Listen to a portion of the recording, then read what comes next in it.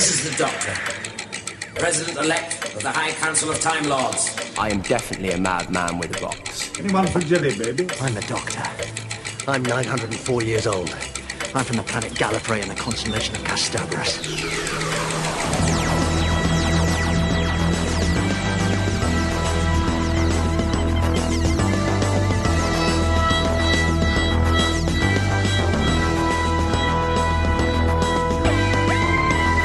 Hey Who fans, welcome to the Big Blue Box podcast. My name's Gary. My name's Adam. And we're at episode 76. 76.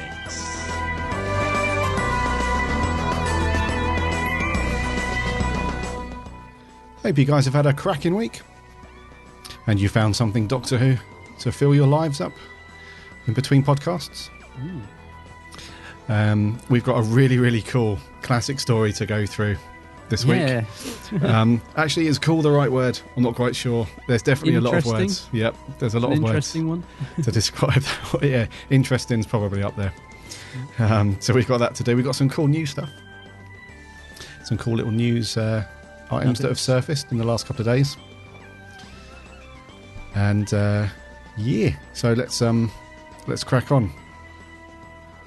Indeedy. Mr. Adam. Hello there. What have you been up to the past week, old buddy? What have I been up to? Not a lot, apart from watching the review episode. I have been tempted with some very nice bits of merchandise this week.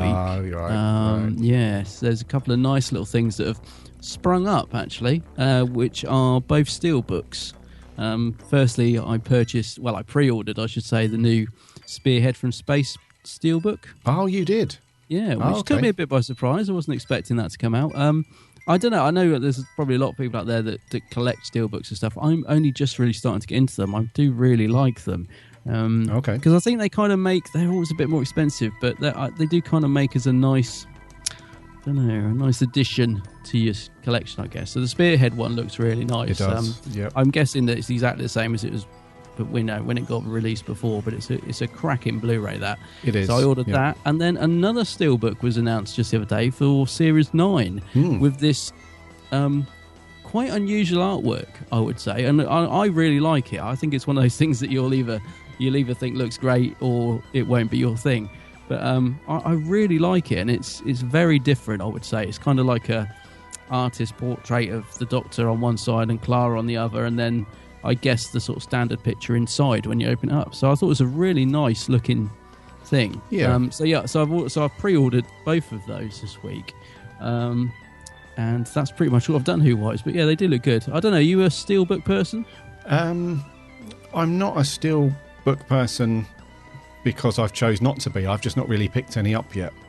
But I have to say the Spearhead from Space one looks really good, and it's more to do with just like the packaging, I suppose. It's all about the artwork and the packaging, because the actual the content within the discs on this version anyway was Spearhead from Space, and I think Series 9 one as well. It's the same. It's just it looks a bit nicer, doesn't it, on the shelf? Like you, I've ordered the Spearhead one. Oh, excellent. I've not ordered the Series 9 one yet. But the artwork you mentioned is, she's done quite a few, the artist has done quite a few pieces of Doctor Who work. And her name is Alice Zhang. Yeah. Alice X Zhang. And she's done some of the covers for the comics when they first came out from Titan as well. And I don't know what program was it? I think it was the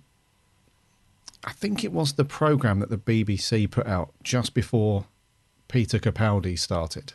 It was like a behind-the-scenes thing when they did like a road trip, went to like some cities around the world and promoted it and stuff. Yes, yeah. You know that one? Yeah. And this same artist, she caught up with them, I think, when they were in America or Australia, one of the two. And she gave them both like an original of each of them. It's not that one that was that really strange picture, is it? No, no. That was. You know the one I mean? I know which one you mean. Yeah, it wasn't that one. No. Yeah, it's a bit odd. Yeah, that was a bit strange. But no, this was. She presented I think they're quite large, A3 or A2 size. Oh right. To Peter and Jenna, and they look really good. But it does look stunning, doesn't it? Oh, it really The does. artwork. Yeah, it looks Yeah. nice. Like I said, it just makes it a little bit different, I suppose. Yeah. Something a bit unusual to have. So, yeah. I think it's about, the Spearhead one, what was that, about £16, something like that? Yeah, something like And that. Series 9 was more closer to 40, so not cheap. But then I think the standard version's around about 35, so it's just, a few quid more. But, yeah. Yeah. I know a lot of people probably, I don't know, so they did release Series 9 in Part 1 and Part 2, which, again, seems a bit pointless, but... I don't know if people out there bought those. You didn't get them as part 1 or 2, did you? No, I don't do that. I wait until the complete box that comes out. I mean, I know people who have picked up parts 1 and 2. It's weird. It's a little bit like it's a little bit. Do you spend more buying both parts? It probably works out Or is it a the little same? bit cheaper. I think they were like £15 each. I forget now, but I think it works out. There's not a lot in it. Let's put Right, it that way. right. But you always get more extras on the complete set, don't That's you? right, Although yeah. not a great deal extra on this one when I actually looked at what was on it. But yeah, I think you tend to get a bit more on the complete set. So I try and wait. Although I'm not very good at waiting for stuff. I was Yeah. even tempted to get them as well. But Yeah. So I probably will pre-order this one at some point. Yeah, but Spearhead from Space though, that's ordered, man. It is. It's a great one. I mean, I think even if you have it, it's such a good story, and it looks amazing on Blu-ray. I think we both agree they did a fantastic job remastering it or doing whatever they do with these things. And Absolutely. yeah, Yep. it's a nice steelbook to have. Yeah, so I think you've got it as well. I think I've got it on Blu-ray already, but I think it's just a nice addition, Nice So- to have on that shelf of yours. So when Now you've tidied it. Yeah, well, the shelf with all the Blu-rays and DVDs is downstairs. So Oh, right. when I'm giving people a tour of like the east wing of the house, Yeah. and going past the bookcase, like this is Spearhead and Spearhead Steelbook, Yeah. Nice. hands off. Hands off. Yeah. So that's it, mate. You've had a fairly quiet week. Doctor Pretty Who was. much, yeah. The only other thing I did, I watched the second part of the Marigold Hotel. Would you call it a documentary? I'm not sure, but the one with Sylvester Yeah. McCoy and all the other celebs that have gone off to India. It was really good. Have you managed to catch up with this yet? No spoilers, please, because Okay. I've put them on to record on the Skybox, so I've yet to watch them. But is it still entertaining as before? Yeah, if anything, this week's was even better. This week's was brilliant. Yeah, Okay. really, really enjoyed that. So Nice. I think there's only one more to go. I think there's only 3 in this series. Actually, it's weird because this isn't a spoiler, but no, maybe it is. No, all right, I won't say anything. Oh, no, I was just going to say Sylvester doesn't feature much in the second part. Right. And it's weird because as soon as I mentioned that halfway through, I said, God, Sylvester hasn't said one word yet. He suddenly seemed to come into it. It's as if the producer was listening in. So, but yeah, no, it's good. It's well worth catching up on. Yeah. Okay, cool. Yeah. So what have you been up to on this week since we last recorded? This week, I've been watching some classic Who, Oh, as always. So I always do that every week when there's no newer Doctor Who on TV. I'm always digging out DVDs and whatever to stick on. So I've watched Delta yeah. twice now, which is because I must admit the first time I watched it, it was a little bit distracting because I paused it to go and sort the dinner out, Oh, came back to it, and then watched the other one a couple of hours later, and then watched part 3 while putting the boy to bed and stuff like that. So I thought the first time that I watched it through, because I'd only seen it once before that, but I thought it was just really distracting. So I thought, there's certain bits that have leaked out of my memory, my short-term memory. So so I stuck it on again yesterday, and yeah, so I've watched Delta again for the second time for my sins, and also gone through and stuck on some more Tom Baker. So I've gone back and watched The Ark in Space. Oh, right, yeah. Which is one that I hadn't finished watching. Oh, Which is bizarre, because I remember when I got through to the last part, I thought, I haven't seen this bit. I was certain that I'd watched all of it. And it's a cracking story, and I thought, why is this not familiar? Why do I not recognise this, the end, the last half hour? And yeah. I was thinking that's because I haven't bloody seen it before. All right. So for some reason, I've that escapes me. I can't think of it now, but I must have had to turn it off for some reason and not gone back to it. So that was cool. Yeah. Picked up a bit of merch. Oh, yeah, I saw this on your Facebook, yeah. Yeah, so found this really cool little bookshop. You've probably seen, if you guys follow us on Twitter and Facebook, found this amazing little bookshop when I was down on the way to Brighton in Eastbourne called Camilla's. And I'll tell you what, buddy, it's like a bookshop from 50 years ago.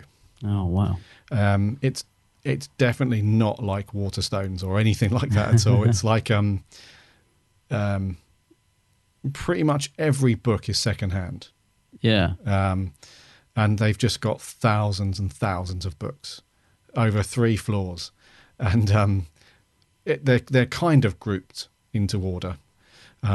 But I remember having a wander in there thinking, oh, this bookshop's really cool. And it reminded me of like how they set the original Ghostbusters movie at the beginning when they're in the New York Library and they just find these stacks of books from like floor to ceiling. Yeah. It's like that pretty much throughout every floor. I would love it. I'm in heaven in places like that. It was amazing, yeah. And because I actually went in there thinking, right, they've obviously got loads of old books. I'm going to try and pick up some of the old Target books. So I found this guide like buried under a mountain of books at the back of the shop, and I said, "Excuse me, could you tell me if you've got any books on Doctor Who, more specifically some of the older ones by Target?" And he was like, "Target, yes. What you want to do is you want to go up to the 3rd floor, and as you go round the staircase, there's a bookshelf on your right-hand side before you go through the door. And I think it's the 3rd shelf down. We've got some of the old Target books there." I was like, "Okay, brilliant." So had a stroll up there, and I managed to pick up a couple of old ones. They had about 5 or 6 in there. So I got Doctor Who and the Crusaders and Doctor Who and the Zarbi, which apparently are 2 very good stories. I also picked up a 10th Doctor story as well called Stone Rose. Oh, yes. Which I'm looking forward to reading as well. But just very quickly on this bookshop, I ended up getting completely trolled by the bloody pet parrot they had on the 3rd floor. What? Because the bookshelf with all these Doctor Who books was right by the door, the entrance to the 3rd floor. And there was no one else up there. And when I was looking at these books, all I heard was, "Hello."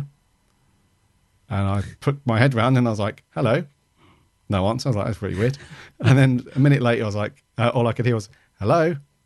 So I went, "Hello?" Nothing. And I thought, this is a bit bizarre. Somebody's just on the phone or something. So when it happened the 3rd time, I walked in there and I walked around and I couldn't see anybody. And then right over in the corner was a huge parrot's cage. And there was a parrot in there. And as I approached it, he went, "Hello." And I'll tell you what, mate, it was the freakiest thing I've ever heard. I bet. Because it was random. It was perfect English. Like completely perfect, as if a human being had said it. Yeah. It was really surreal. And as I walked away, he was like, "Goodbye." I was like, "Okay, goodbye." I love the sound of this bookshop. I'm going to have to find it. I think, brilliant. I think you'd love it, mate. If you're into like just having a good old browse around, like, and they must have literally any type of book that you can think of. Because as I was standing to pay for mine, some girl came in and she was like, "Have you got any books on like Wicca stuff?" And she's like, "Yes, there's like a witchcraft section over in the corner there, and they've got like crystal books." And so they've got everything. It's amazing. So I picked up a few Target books. I love the cover on these because that's what I love about the original books. The covers are so cool, aren't they? Yeah. Yeah. Yeah, they're awesome. And the only other thing I've done is done a bit of Big Finish shopping. All right. So there's a couple of stories there that I've wanted to pick up for a little while now. So I picked up a Davison story, Perry and the Piscon Paradox. Oh, yes. Yeah. Which apparently was reviewed really well because I wanted to pick up some Davison stuff because I've neglected old Pete for a while. And I picked up We Are the Daleks, Sylve. Oh, McCoy, yeah. So, yes. So, eagerly awaiting the CDs whenever they arrive from Big Finish. But got the old MP3s, shoved them into iTunes. Yes, that is the good thing, isn't it? You get the download, so you got it straight away. Yep. It's always worth buying direct from Big Finish because I know if you buy the CDs from somewhere else, you can probably rip them as MP3s, but it's just effort. With Big Finish, you get it all there for free. So Yeah, I don't. It's like, and I like the fact you get all the covers as well and everything. With do you know what I mean? When you get the download, because like you said, I used to get mine from Forbidden Planet for a while, and then I realised that Big Finish gave the downloads with it, so I started getting them direct. And like you said, it's easier, and also I just love the fact you get all the artwork and stuff with it. So. It just makes it better. So it sounds like you had some good pickups there. I love the sound of that bookshop. I was thinking you saying about it being like the Ghostbusters one would have been quite funny. Just imagine if it had been that goat. Remember the ghost woman in that scene when they turn around? Rah! Yeah, the purple ghost. Hello, it would have been that. But yeah, it's an awesome shop. It's on that same street. There's a really good vinyl record shop as well. Oh wow, I would be in heaven. Yeah. So if you're ever in Eastbourne. It's in town, and next door to the vinyl shop is a really good coffee shop called Beans as well. So it's a really nice little street to spend a couple of hours on. It sounds brilliant. Brilliant. Yeah. I guess what I love about those shops is they always seem to know where stuff is as well. Do you know what I mean? I just love the fact that he knew exactly where to go, rather than being like some bigger branded bookshops where they're just like, oh, I don't know, over there somewhere. That's it. Yeah. Those bigger branded ones, they'll just say like Sci-Fi's downstairs or. Yeah, something like that. But he knew exactly what shelf and what bookshelf it was on, and it's all good. Good stuff. Yeah, so that's our adventures in Doctor Who stuff for the last week, I suppose. Shall we land this and get into some newsy bits? Yes, let's land it. Let's do it.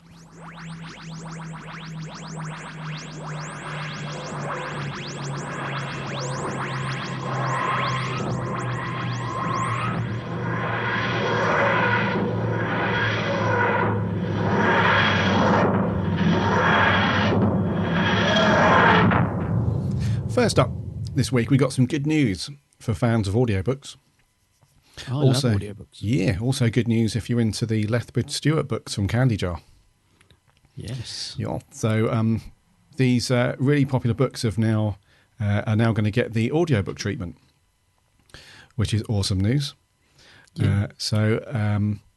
Our good friend Mr. Andy, I think popped this on Twitter the other day, or was it last week? I can't remember, saying that these the first 4 books in the Lethbridge Stewart storyline we're going to get the audio book treatment, which is really good. And now we can now we find out that they're going to be read by Terry Malloy. Oh, awesome! Love Terry Malloy, which is even better news because obviously, for those who don't know, Terry Malloy was the voice or the actor that played Davros for quite a while. Yeah. Actually, really, really good as Davros. Oh, he's a brilliant Davros. Amazing, yeah. I don't think he'll be reading these in that voice, but it would be funny, wouldn't it? If he was going mental. Yeah, that would be. That would be quite strange to Davros to read these. But yeah, Terry Malloy is going to be reading these ones, and so apparently, according to Andy Frankomannen, he's saying that the fans have asked for this for a while now. Yeah, he says the fans asked and we have listened. It's a real delight to hear Terry Malloy bring the book and indeed the characters to life. Even though I wrote the first book, I found myself listening and wondering what was going to happen next, such is the power of Terry's rich performance. So if you're a fan of these Lethbridge Stewart books, which you hopefully should be because they're really, really good, and you want to check out the audiobooks, do that. They should be out. When are they? They should be out in April. April. Well, what sort of price are they? It doesn't say at the moment. Oh, right, okay. Yeah, but they're this is in conjunction with Phantom Films. Yeah. And Phantom Films are the guys that put on those really cool little conventions that we've been to one, haven't we, in Chiswick? You've been to a couple. Yeah. And you can buy them separately. So the first 4, The Forgotten Sun, The Schizoid Earth, Beast of Fang Rock, and the Mutually Assured Domination. You can pick them up as a bundle, all 4 of them, or individually. I've got a couple of audiobooks by Phantom, actually, the of people reading their biographies and stuff. I've got Jacqueline Pierce one and that. They're really good, really, really good. So I'm looking forward to these. I've read the first 3. Funny enough, I've just picked up Mutually Assured Domination, which is a brilliant title. Yeah. And I've literally just picked it up, so I haven't read it. But these are great books. I mean, they are, we do recommend them all the time. They are really, really good. Of course. And I love the artwork on these as well, don't you? Just think the artwork was so good. Yeah, well, we mentioned. I'm pretty sure when we had Mr. Andy on, when we had him on the show last year, we spoke about the cover artwork for a bit. Yeah, It's really good, and they've continued. I assume they've used the same artist to do that, and looks like it. Yeah. they're all really good. They've got a really nice retro, classic-y kind of feel to them. They look really good. And I must just correct myself. I'm very sorry. The Forgotten Son audiobook is out this month in February. Oh, cool. The next one in March, and the other ones are in June and July. Even though Yeah. I've read these, I am tempted to pick them up because I do love just putting on an audiobook, and just drifting off and having it in the background. So, yeah, really good. Okay, in other news, staying on the subject of books, actually, and also Target novelisations, BBC Books are reissuing 7 of the Target novelisations, and they've picked some great ones. I think they did this a couple of years ago, didn't they? I remember buying a couple of these before. I'm trying to think which ones they released. Was it 3 Doctors and a few others? But so basically in the same sort of style. And this time they're releasing a few more. So they're going to be reissuing the Zombie, which is the one you picked up, but a nice new fresh copy of that. Web of Fear. Cool. Yeah. The Dinosaur Invasion. Genesis of the Daleks. That'd be good. And also a couple of ones that have been out before, but they're going to have the same sort of classic style cover the original Target books had. So we're going to have The Visitation, Vengeance on Varus, and Battlefield. Battlefield, right? Well. So I think they've picked some really good ones here, and I love these books. I think the retail price is $6.99, but they tend to get a little bit cheaper when they first come out. And they've commissioned now I never know how to say his surname, Chris. How would you say it? Achilles, I think. Yeah, Chris, who did a lot of the classic Target covers, and so they've commissioned him to do 3 new ones for the Visitation, Vengeance, and Battlefield. So it keeps them all in that same sort of style, if you like. Yeah, which is really, really good. Yeah, I will definitely. There's no doubt in my mind. I would definitely be getting these because I just love this sort of thing. And they're doing digital copies as well, which I don't think they've done before. And they're coming out. They're going to be $4.99. Okay, so all that Kindle versions, yeah, digital editions. Yeah, if you like your digital. Me, I prefer to actually have the old-fashioned book myself. I like to clutter up my shelves with them. And also later on in the year, around November time, they're going to be doing some hardback facsimile editions of the first 3 Doctor Who novels ever published. So that'll be the Daleks, the Zarbi, and the Crusaders. Funny enough, so they were the 2. They were the 3 first ones ever produced, apparently. So you've got 2 of the first ones there, by the sounds of it. Yeah, I've got originals. Yeah, that's good. That is good, yeah. And Battlefield. So are you tempted by these? I am definitely tempted by these. When you mentioned about digital versions and stuff, I actually do both. Do you? I've got the Kindle app, which has got quite a few on there. However, Doctor Who books, it has to be the physical book to have in your hands and put on the shelf. So and these are reasonably priced as well, $6.99, and they're really good reads as well. If you can have a Google around for people who have reviewed these old Target books, you will generally find that they're very well written books, and they're reviewed quite highly a lot of the time. So yes, definitely worth picking these up, especially from what I hear anyway. I've not read it yet, but the Zarbi, Genesis of the Daleks, and probably Web of Fear by Terence Dix. That'll be those ones will be real highlights, I think.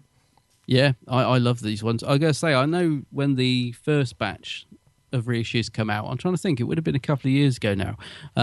Forbidden Planet did a brilliant signing for them. Bizarrely not by the authors, though. They had like Carol Ann Ford there, and Fraser Hines, and the artist whose name I can't pronounce, Chris Achilles. He was there, and it was really good actually, just to get them signed by these people. As I say, it's just bizarre they didn't have the... Oh, no, Terence Dix was there. He was there. Terence Dix was there. Yeah. So it'd be really good if they do something like that again. That'd be great. Yeah, it would be good. Nothing to say they will, but I'm just thinking, it would be good. So, nice addition to the ongoing, never-ending, and long may it continue, Doctor Who book range. Of course, yeah. Lastly, in the news, quite an interesting little tidbit of media that's come out in the last couple of days. The Day of the Doctor, the 50th anniversary, as we know, was originally meant to feature Chris Eccleston, because we had the news story, didn't we, where we saw Chris Eccleston having lunch with the Moff, or dinner, and I think the purpose of that was the Moff to lay out the storyline and try and coax Mr. Eccleston into appearing, and he told him to bugger off. I'd love to have been a fly on the wall in that restaurant, wouldn't you? I assume he told him to bugger off quite politely, but in a northern accent. Yeah, so he declined to appear in the 50th, so we got the War Doctor instead.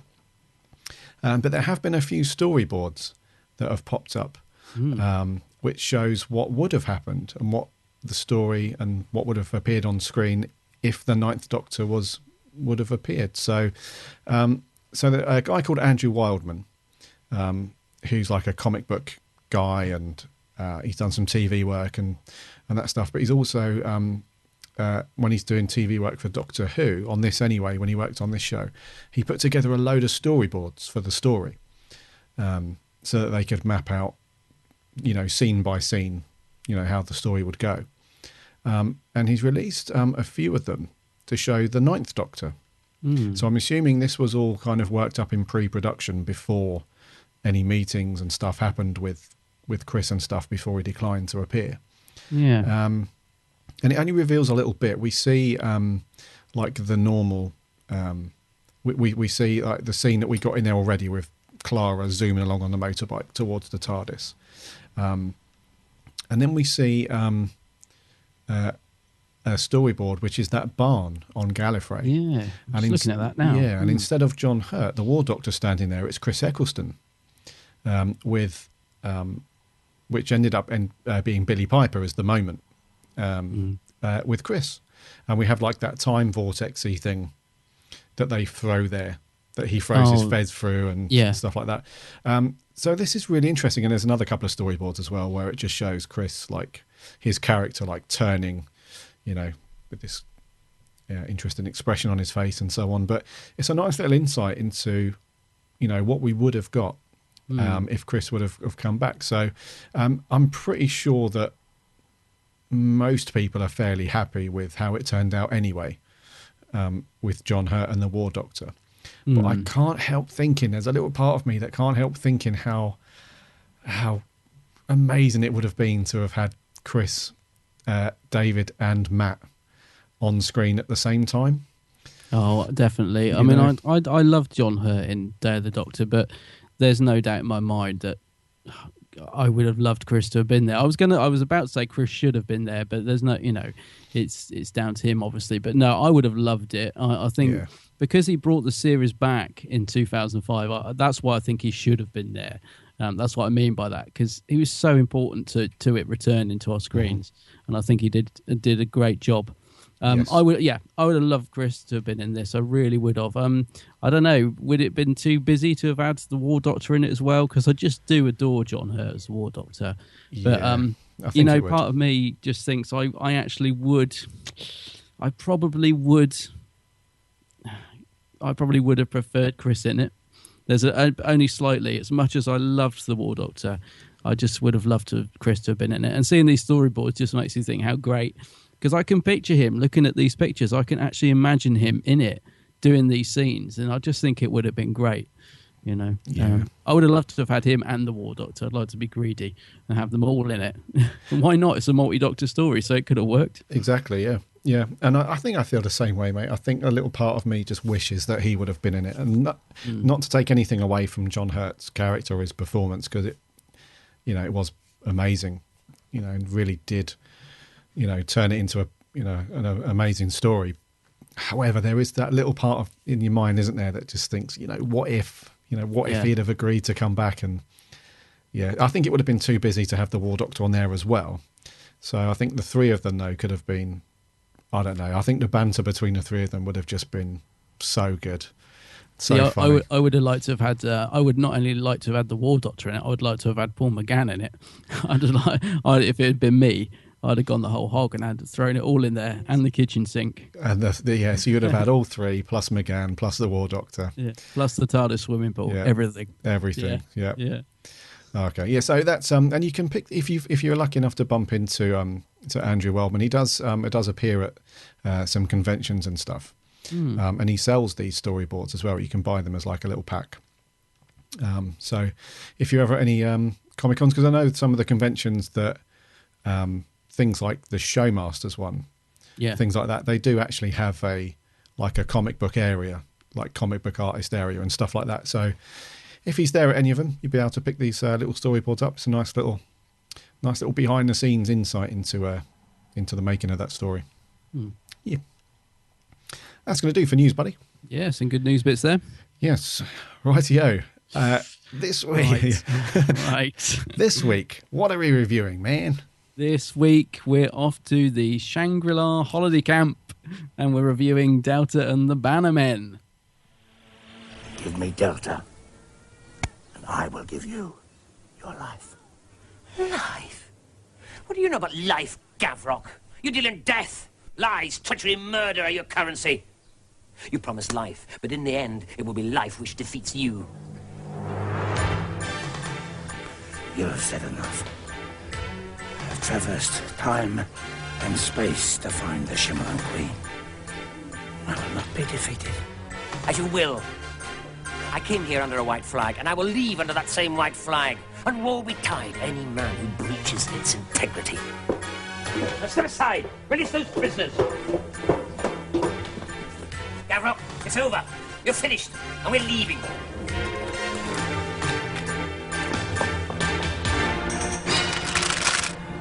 Actually, I think I may have gone a little too far. Yes. Ooh, Sylvester. Yeah, that's definitely one of those, isn't it? Ooh. Yeah. Oh, and also boy. it's a bit of a ooh, because what is Gavrock eating in that scene? That horrible piece of meat. Yes. Anyway. Brother. Right. So, Delta and the Bannermen. Delta, but yes.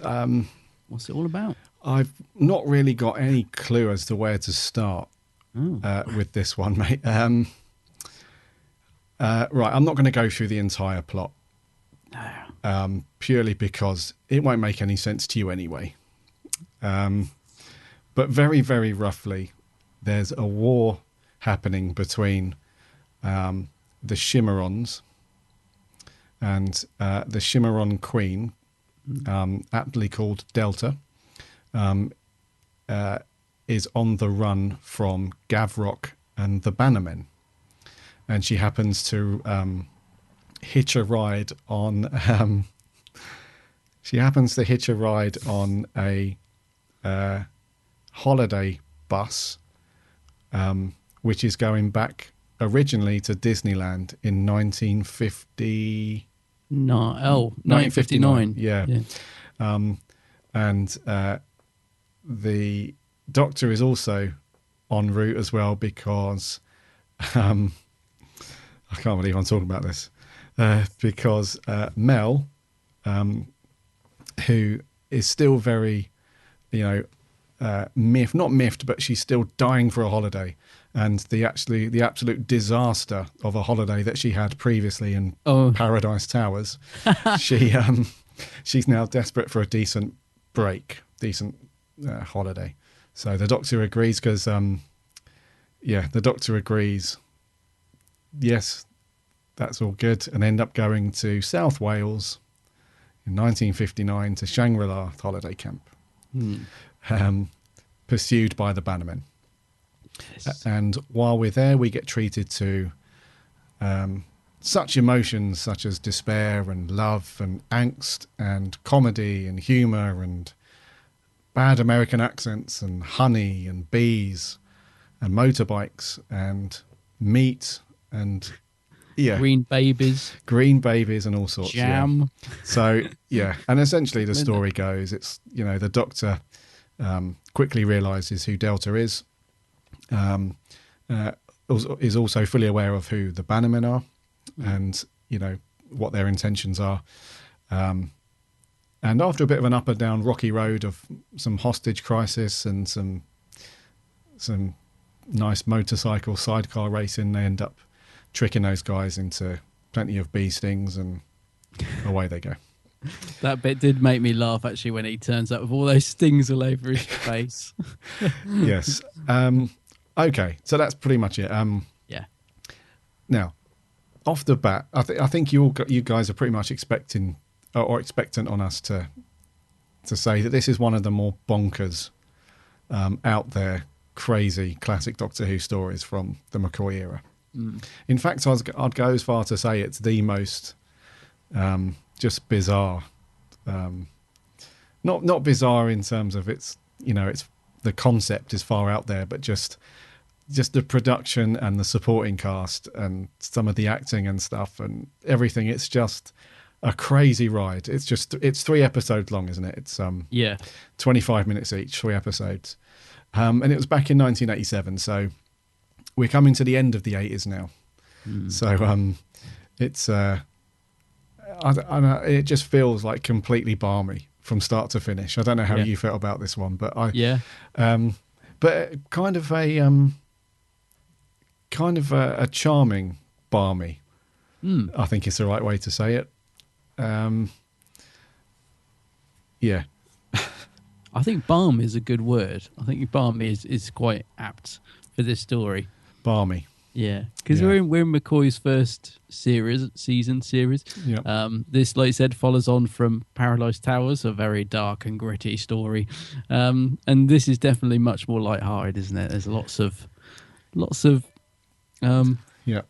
I actually, there are lots of nice moments in it. There are. In between all the madness. Yes. Yeah. It's a harmless episode as well. You know, it doesn't really deal with any. There's no dark undertones really that we've seen in Doctor Who of previous years up to this point. It's not really. It hasn't got an agenda of like trying to be like political, or it's not any. The Doctor doesn't really go dark or anything like that. It's just a real light-hearted, just fun hour and a half's worth of Who, really. Yeah. I'd forgotten it was only 3 episodes, actually, when I put it in to rewatch it the other day.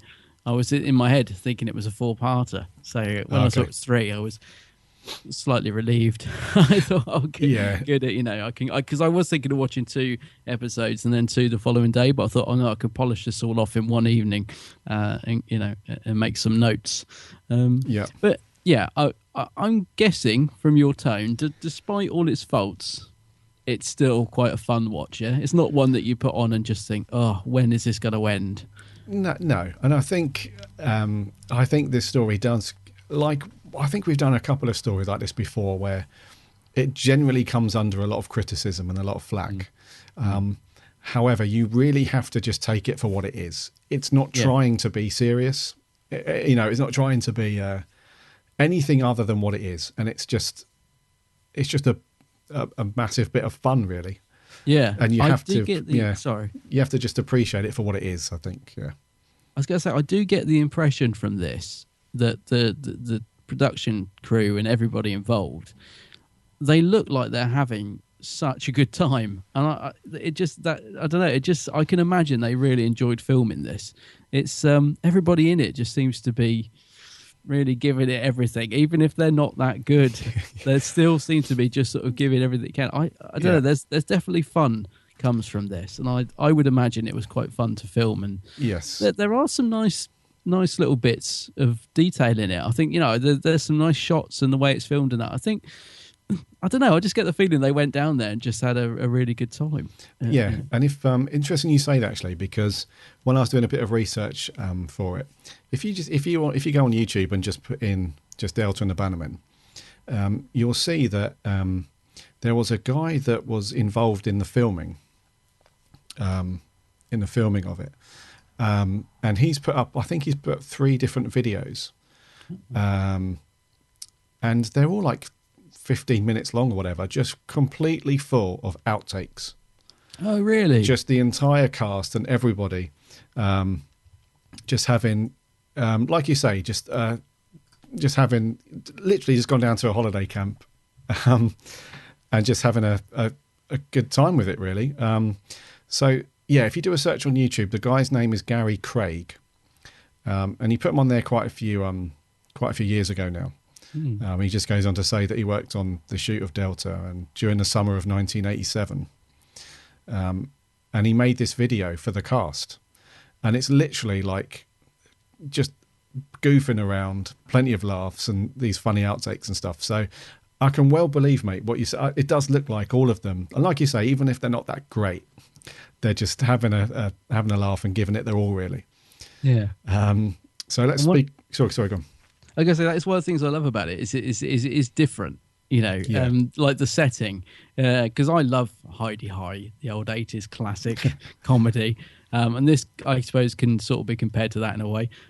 So I love the fact that Doctor Who goes to do we still see these sort of things around? Not so much now, but they used to be quite big, didn't they? Holiday camps, families who go down there and that sort of thing. So yeah, I think it's interesting in that sense that it's somewhere that the Doctor hasn't really been before. It makes for quite a different setting, if you like. Yes. Yeah. And these holiday camps were all the rage. Yeah. Back in the 80s. It's we know them now as Butlins and is it Haven, those type of things. I mean, they've changed quite a lot now. They're not like this anymore. But all it is just a bunch of chalets down near the seaside, pretty much. Yeah. So I was teasing my partner because, I love locations. Yeah. And when I put this on, I did point to the screen and say, if this place was still going, we'd be going there, don't you? And just saw all the blood draining away. Yeah. But it's very much, it does, I can well, but because it's set in 1959, isn't it? So I can well believe from the look of it that it's 1959 and they got all the old vehicles in there and the costumes that they're wearing, it's all, they've done a good job sort of creating that sort of period, if you like, for what it is anyway, do you know what I mean? And the space bus and all that, it's some nice detail in it. Yeah, it is. Let's talk about the support cast because there's quite a few. There is. Yeah. So before we get on to the Bannermen, Bannermen themselves, we have Ken Dodd. Ken Dodd, yes. Ken Dodd.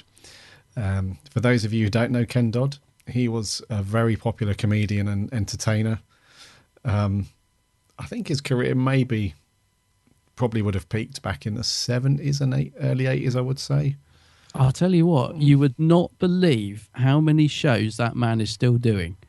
I know he's still going. I know. Yeah, I know he's not at his peak, but I actually looked up to see what he was doing these days, and that man, considered, how old is he? Oh, he must be in his 80s now. He's got so many shows. I can't believe it. He's like literally doing like probably 50, 60 all around the country. I just can't believe, he's still going. But wow. Old Doddy. Yeah. Old Doddy, yeah. So, for the younger listeners out there, Ken Dodd is an old comedian now, but back in the day, he was very, very popular. And he has a small part, doesn't he? And this is the moment in the story where we realise that the Doctor is the 10 billionth customer, or the 10 billionth person to. Where are they anyway? They're going Tollport G715. Thank you very much. That's where they land. Yeah, I should remember that. I didn't remember. I've just looked at my notes. Yeah. And because they're the 10 billionth customer, they've won a trip to Disneyland, but back in 1959. Yeah. And Ken Dodd is the eccentric, lively guy who the Doctor's a bit moody at this point, isn't he? He's not really fussed. I get the feeling that he's not a fan of Disneyland. No, it doesn't seem too impressed. But then again, if you look at the Tollport that they've just landed in, it's not exactly glamorous. It's like rust all down the walls, and it doesn't look particularly nice, does it? So maybe he's not too impressed. Yes. So they win a prize on the Nostalgia Tours. Oh yes. Trip back to Disneyland. And Ken Dodd, I for some reason I thought when I watched this a while ago now, I thought he had a bigger part, but he doesn't, does he? He's only in a couple of scenes. Yeah. It's more like a cameo really than anything else. But some good chemistry though between him and Sylve. I actually really like him in it. Yeah. I must admit, I do remember when they advertised this, but back in the day, when it said next week Doctor Who meets Ken Dodd. I remember thinking, I don't know how old I would have been. I remember thinking, oh, you are joking. Do you know, any sort, because at the time I was thinking any comedian in Doctor Who just spelt death to me. I was just thinking, oh no, that's going to be terrible.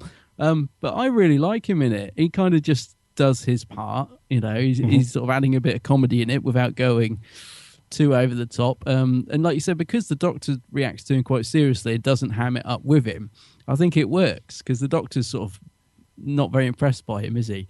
Yeah. So, do you know what I mean? Yeah. If Sylve had started hamming it up as well, I think it would have sort of it would have made it too comical. It would have sort of broke the fourth wall a bit because you just think, oh, it's just Sylve and Ken messing around. But because he stays in character like the Doctor's just not impressed, it makes it even funnier that Ken's sort of doing all this crazy "you've won" and all that sort of thing. So I actually quite like him in it, and I think I don't think he should have been in it any more than he was. I think it's just a nice little cameo. Yeah. And did you shed a tear when he met his demise, when he gets shot against the wall? It is quite sad. It's I didn't actually think they were going to shoot him. I must admit, I was like, they've just killed Ken Dodd. You can't do that. Yeah, it was quite sad actually, because he's innocent really in it all. He's likable, isn't he? Yeah. So Ken Dodd as the toll master is pretty cool. I'd like to see in your face when those aliens are coming through the toll port and changing into human form. I bet you were killing yourself. Yes. Oh, yeah. That's one thing to mention as well. These aliens, as they're coming through to get on the bus, they're changing from their original form into human form, and some interesting effects there, should I say? And an interesting alien costume as well. Yes. Yeah. And then when we get to Shangri-La, it's just wonderfully Welsh, isn't it? So the guy who runs this place, I think his name's Burton, played by Richard Davies. He's just quintessentially Welsh in everything. The accent's like true. I think he's a Welshman, so the accent's there, and all the little Welshisms as well. So and the other characters as well that we see. What's her name? The girl who's in love with. Oh, what, Ray? Ray, yeah, she's Welsh as well. So I meant to look up because there's a story about her possibly becoming a companion, and I think it's got a bit muddled over the years because I think she might have auditioned for the same part as Ace. And I meant to look it up actually before we recorded, and I forgot because I think there was either the possibility that Ray, the character, could have become a companion, or it might be that they're both actresses audition for the same part. I'm not too sure, or it might be both. Yeah, but yeah. Well, apparently that character was created as a new companion, right? Ray, because Bonnie Langford was originally leaving. Yeah. But it didn't work out because I think Bonnie Langford decided to stay on. How do you think Ray would have fared as a companion? Because there is a nice chemistry, I suppose, between her and the Doctor. Yeah, but I don't know. He does feel quite sorry for her because she's in love with this guy Billy, who's like, isn't he the singer in the entertainment for the. Billy, can I just say, well, I remember that Billy is without doubt the weirdest character in this. He's like a stalker. Just bizarre. Yeah. I mean, we'll come on to him in a bit because obviously he starts taking all that stuff. But he's just weird. Yeah, I mean, it's unrequited love, isn't it? Billy and Ray. I get the impression they might have had a few dates because later on she gets very upset that Billy's taken the Cimarron Queen to their special place. Yeah. So I get the feeling that he's perhaps. Well, they were childhood friends, weren't they? And I think she's had a crush on him for years. Yeah, she's had a thing for him. Yeah, but he's typical guy. Yeah, typical man. Yeah, and so we'll come on to those guys in a bit more detail. But so Burton's the camp manager, I guess. Mm-hmm. Lovely, just Welsh thing about Tones. it. As itself, set in South Wales, and all the staff are Welsh as well, which is cool. And he plays quite a good part actually, Burton, because he's quite He's up for a good ruck, isn't he? Oh yes. He's like when they find out later in the story that the Bannermen are on their way. I think the Doctor says, everyone has to evacuate and and get out the area. It's he sends all the staff away, and he's like, but he doesn't leave. He's like the old army general that won't leave his post, sort of thing. So Gets his sword out, doesn't he? He's like, "Come on, bring it on." They don't like it up him. Yeah, he's got his sword and stuff. So he's quite a cool character. I really liked him, and he wasn't terrible because there are some terrible acting. There is some terrible acting, in this from the support cast. But I thought he was pretty good. Yeah, he suits the part. Yeah, yeah. Obviously an experienced actor, but yes, old Burton. He is one of those actors I recognise. I sort of think, well, I've seen him in other things, but I couldn't tell you his name. Do you know what I mean? But he is one of those guys that sort of popped up in a lot of shows around this time, I think. Yeah, I've not seen him in anything else, but apparently he's been in quite a few things. Yeah, I recognised him. Yeah, definitely recognised him. There's another face I recognised, but couldn't tell you his name. But the guy, the bounty hunter guy, who gets blown up.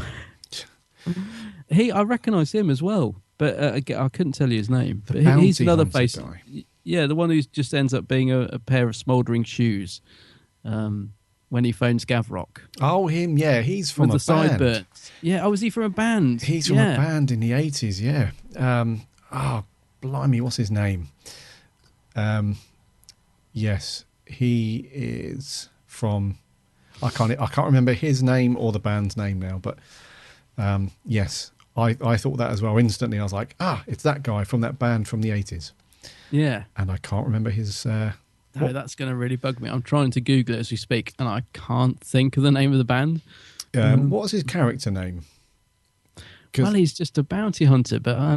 Because he rats out Delta, doesn't he? He calls the Bannermen to say that Delta's in the southern hemisphere, South Wales, Earth. Yeah.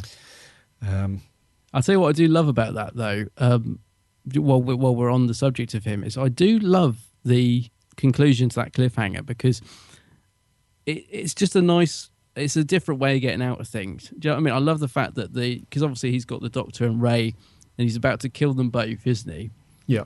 And then before he can do that, Gavrock, instead of paying him his bounty money, just blows him up in part 2. And I just thought, I did like the way they got out of that cliffhanger. I thought it was a bit different, rather than just like, I don't know, him being knocked out or somebody else coming in, or do you know what I mean? I just thought that's a good way of getting around it. Yeah. Yeah, because they reverse the signal somehow in his walkie-talkie phone thing. Yeah, and he gets, and he's just a pair of... Is it blue suede shoes? Is it a bit of an in-joke? Because he's just a pair of blue suede shoes smouldering away. Yes. That's all that's left of it. What's his name, mate? I don't know. I've tried Googling it while we've been chatting, but I can't find it. Yeah. Somebody out there will know. Somebody will be screaming at the speaker. As Someone always. Yep. Yeah. Someone's always screaming like, how can you guys not flipping know this? No, because I know when someone says it, I'll be like, oh yeah. They weren't a big band, but they were a name you'd know, I think. Yeah. Yeah. So that's that, like the Welsh cast, if you like, the guys who man the summer camp, and that guy as well, the bounty hunter. He only has a small part, but he has he meets his demise, which is in quite a comical way, just the smouldering shoes. Yeah. And what did you think? Right, there are two American chaps. Oh yeah, I've forgotten about them. Yeah. Two American chaps who are, because as a little side story to what's going on, there's a satellite that's been launched, isn't it, by NASA or the US government, whichever way they describe it. And it's their job to track this satellite and find out what's... I'm not sure if they're like working for NASA or if they're like FBI or... I don't really know what they are. I didn't quite get the story. It's a bit of a strange sub-story, isn't it, this? Because apart from the fact the satellite crashes into the Tor space bus... Yes. That I didn't really kind of get why they were in it, to be honest. But yeah. Well, that's the reason why the tour bus ends up at Shangri-La, because en route to Disneyland, they actually collide with the top of the satellite, don't they? Yeah. So they have to make a landing on Earth, which is how they end up there. And these two American chaps, I have no idea who they are, who they work for, but it's their job to try and track down and just keep tabs on this satellite, basically. And like you, I was a bit confused as to why they're in the story. Yeah. Because they don't have any crossover with this Doctor storyline, and they don't have any impact on the story. They're just there in each episode. It's just a few minutes of them, lazing around trying to find this satellite with like an old pirate's periscope kind of thing in their pocket, or like some kind of radio thing on a bit of string. And the only sort of they don't even do anything useful in the story, because they get captured by the Bannermen in at the end of episode 2, sorry. So they get captured, and then Ray finds them and sets them free. The only other thing they do is tie up the Bannermen with an old skipping rope. That's right. Actually, in that bit where Ray sets them free, it's almost like it's like they've only been in it 30 seconds. Like the Bannermen put them in that headlock, they walk off, and Ray immediately comes and sets them free. And I was thinking, what the hell? What was the point of that? Like, why was that even written in? But are they? Because like we get like characters like Jago and Lightfoot, and these sort of double acts that we really warm to. Yeah. Is this the 80s version of Jago and Lightfoot? Are they likable enough? Do you like these guys? No, they're not. One of the guys you would recognise, the guy with the baseball cap. He is actually American, isn't he? Or he is American. He's definitely got a real accent. Yeah, so he, in an attempt to make him seem very American, they've put him in like a New York baseball cap and jacket and stuff. Yeah, but just to really bring it home in case you hadn't realised. Yeah. He had a small part in Who Framed Roger Rabbit. Did he? He's like Marvin Acme in Roger Rabbit. He's the guy that plays Patty Cake with Jessica Rabbit. Oh right. Well, I didn't realise. Yes. So you'd recognise him from the movie Roger Rabbit. But so these two American guys, they don't do anything. They're not integral to the story. They're not important. It's just a bit of a side just to see what else is going on in the area while the Doctor's off doing whatever. Mm. And the other one's accent isn't particularly great, is it? No. Stubby K. Was Weismuller? Weismuller. Yeah, his accent's a bit dodgy, whereas at least the other one sounds genuine. What are you doing, man? You're supposed to be tracking that satellite. It's not great, is it? Why do they phone the White House at the beginning as well? It's like, is it that easy to go? I want to speak to the White House. Well, there's how they phone the White House is interesting as well. Yes, because there's an actual police box, isn't there? In the middle of a field. In the middle of a field, there's an actual police box, which isn't the TARDIS, which has got a working phone in the middle of a field. Yeah. Well, it's the 50s. Actually, one thing that does not bug me, but always amazes me about whenever we get two like police boxes in Doctor Who, like, it's supposed to have one's a TARDIS or one's either meant to be a real police box or another TARDIS. Yeah. I always find it interesting that it seems to look better. Like, if you look at the one that Sylve lands in outside the holiday camp, the windows are all black and it looks absolutely battered to hell. You look at the one that they talk on, which it must be the same prop, but all the windows seem new, and you get this all. I don't know if it's just because the light's shining through them or what. I was thinking, is it a different prop? Have they got a spare TARDIS prop? But why do they always use the better one for the sort of cameo TARDIS appearance, if you like? Because it's the same in Legopolis. Look at Tom's one that he's in, where the windows are literally falling apart. Okay, that's held together with sellotape, and then in the sort of cameo scene, the signs all painted nicely, the windows are all nice. I'm thinking, don't know, just I always find it weird that the TARDIS that they use as the cameo seems to be in much better condition than the one that we see on screen as the real prop, if that makes sense. Yeah. But anyway, apart from that, interesting that it's apart from that, it's got a real phone in it. Yeah. So the two American guys, just no need to pay them any attention really at all. It's one of those situations where I didn't really have any, I don't know, feelings towards them. It was just like, meh. Just two random American guys having no part in the story, really. Let's move on to Billy and Ray. Billy and Ray. So is Billy the mechanic as well? Is he the guy that... Yeah. Yeah, so when they first land, obviously the tour bus is completely just wrecked. Did you laugh when he breaks the crystal? The doctor's like, now look, whatever you do, be careful with this crystal because I've only got one. Oh yeah. I've broken it. It's just like, what? Of course, it had to happen, didn't it? Yeah, it had to happen. But yeah, it's Billy is the mechanic as well as the lead singer in the entertainment, the band. And there's like a little sort of, not love story, but like the character Ray, who ends up helping the Doctor quite a lot. She obviously has got a big thing for Billy. However, his head is turned immediately upon the sight of Delta, who actually say we'll come on to her in a little while, but she was quite a pretty lady. Yeah. A little foxy lady, and she catches his eye straight away. Yeah, doesn't it? Like he's not interested in Ray at all, but as soon as she walks, he's like, whoa.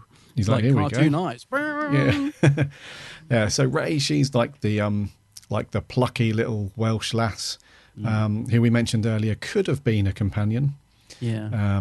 But she does end up helping the Doctor quite a lot throughout this, and she also carries a spare Allen key, which happens to be the perfect size for the neck chains that the Americans are wearing. That she can free, which is interesting writing there.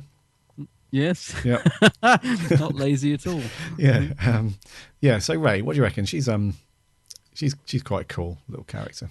She's likable. Yeah. She's likable. I think if she'd have become a full-time companion, I think she would have got irritating very quickly because she's not exactly written as particularly clever, or do you know what I mean? The way that the character's written is very one-dimensional. So I don't know. They might have fleshed her out a bit if she'd become a full-time companion, but she is likable. Yeah. And there's a nice rapport between her and the Doctor, I think, because for example, the bit when Billy dedicates the song and she looks up thinking it's going to be to her, and then both her and the Doctor look to their right and it's actually dedicated to the Shimmeron Queen, and she's heartbroken, and so she ends up dancing with the Doctor, doesn't she? So there's some nice little moments like that, you know, between the two of them. Yeah. Yeah.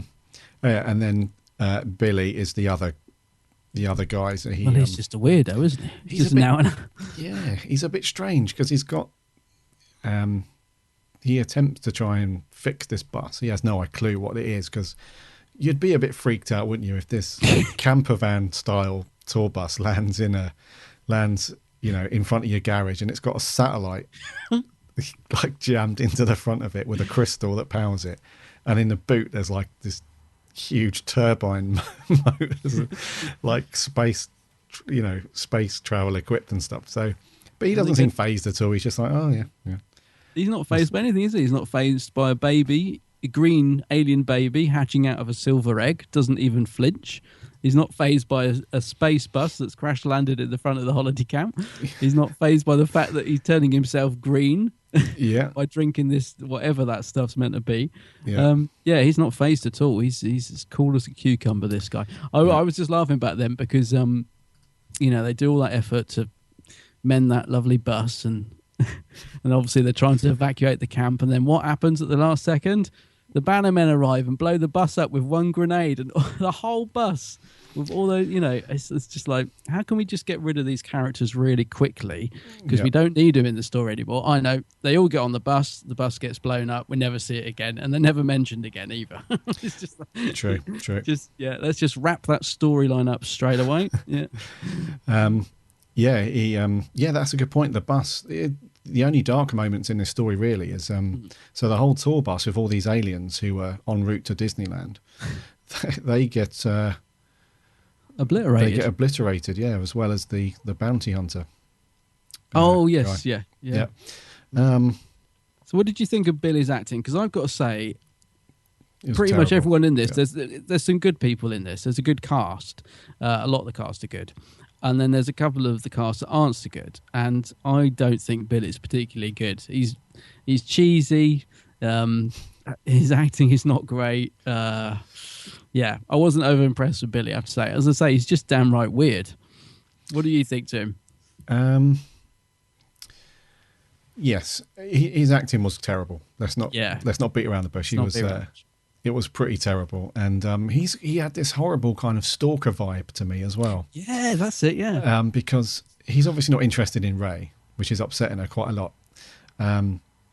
But when Delta turns up, he's all over her and just follows her and stares at her the whole time. Yeah, that staring thing he does is just weird. He doesn't really say much. He just stares a lot, and the fact that he starts taking the food thing in a syringe that she gives the baby so he can turn into a Shimmeron and stuff is all very stalkerish. But she seems to like it though, Delta. She seems equally as smitten. So each to their own. She thaws out very quickly, doesn't she, Delta? I mean, she pulls a gun on Mel within the first 5 minutes, and then she's sort of she's quite mellow by the end of it. Wound tight, yeah. Before we go on, because I know this will tear you apart afterwards because of your mutated OCD. The Bounty Hunter. Yes, I know. Yeah, Brian Hibbard. The band was? The band was the Flying Pickets. Of course it was, yes. Oh, goodness. Yeah, their number one hit in 1983, Only You. Only You. Only You. I'm thinking of the different song. I can only think of the Yazoo song. Only You. Yeah, Flying Pickets. I knew I recognised him, yeah. Yes, Brian Hibbard is unfortunately no longer with us, but yes, really? Played the Bounty Hunter. Right, thank goodness for that. There we Relax and carry on. Carry on as we were. Right, so Billy and Ray. Ray, likeable character, potentially a good companion, but Billy, bit strange, stalkery guy. Talk about Delta. Delta. The queen of the Shimmeron people. I thought she was neither good or bad, really. She just served a kind of... I'm talking about her performance now. Yeah. Belinda Main. She served the purpose. She didn't really go all out with her performance or anything. She was quite, dare I say, wooden in some places. Yeah. She wasn't really given a lot to do. But I don't think she was... Yeah, I don't think she was good or bad. I think she... Yeah, I think she was fine. Let's put it that way. She's not overacting. She's not really giving a lot at all. Yeah. I suppose she's trying to perhaps convey the alien side to her personality. Yes, by being a bit odd. I'll tell you what I do find odd is that Mel sort of kind of a bit like Billy. She has a gun pulled on her from the Shimmeron Queen, Delta. She sees this baby hatch, but when she sees the Doctor, she sort of doesn't really mention any of that.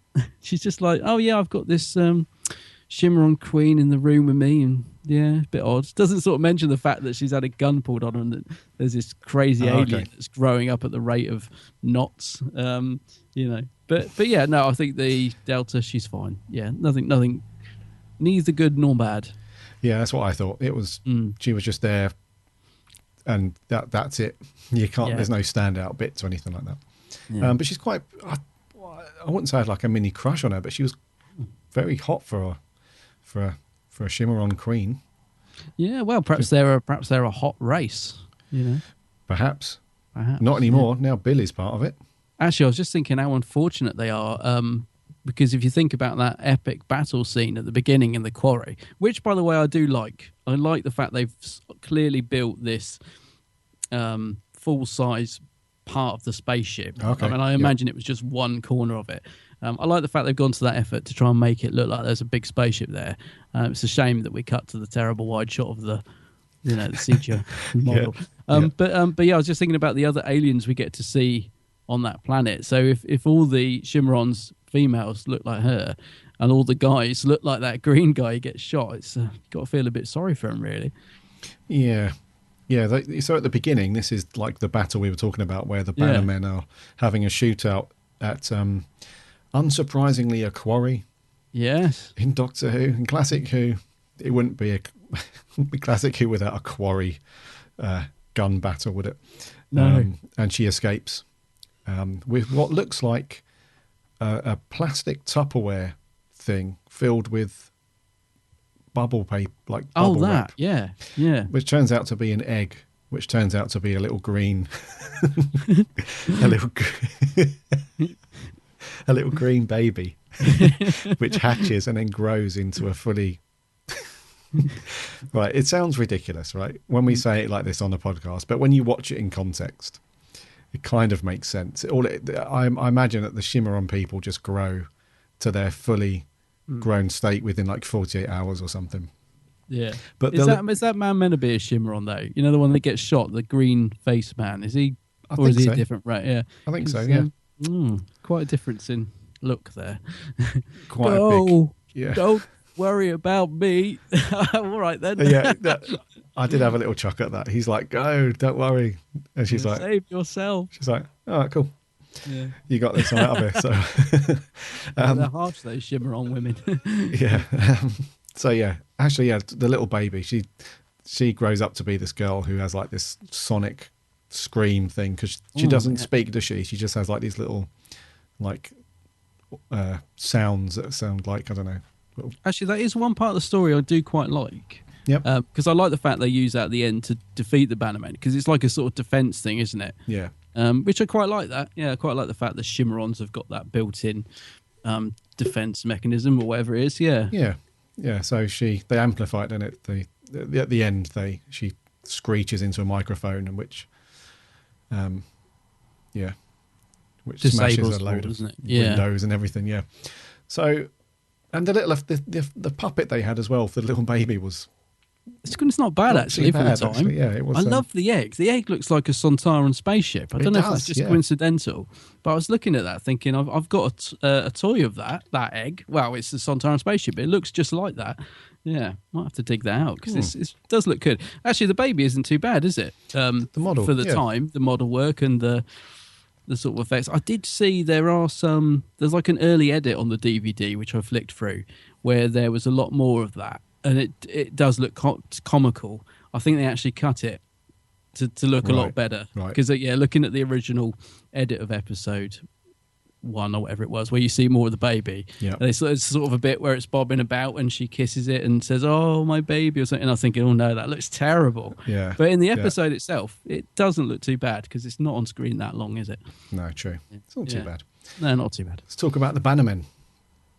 Bannermen, very funky sunglasses. I used to have a pair of them. Funky sunglasses, and they look like they've been eating like cherry flavoured sweets. Yeah, that's right, yeah. Because there's the most bizarre bit where they think that Delta's been killed. Because, you know, when they obliterate the happy bus, they all do this thing where they stick their tongues out and make this strange noise. And, yeah. So the Bannermen themselves look ridiculous. Let's get that out of the way. They've got these stupid, weird 80s, very thin slit sunglasses things.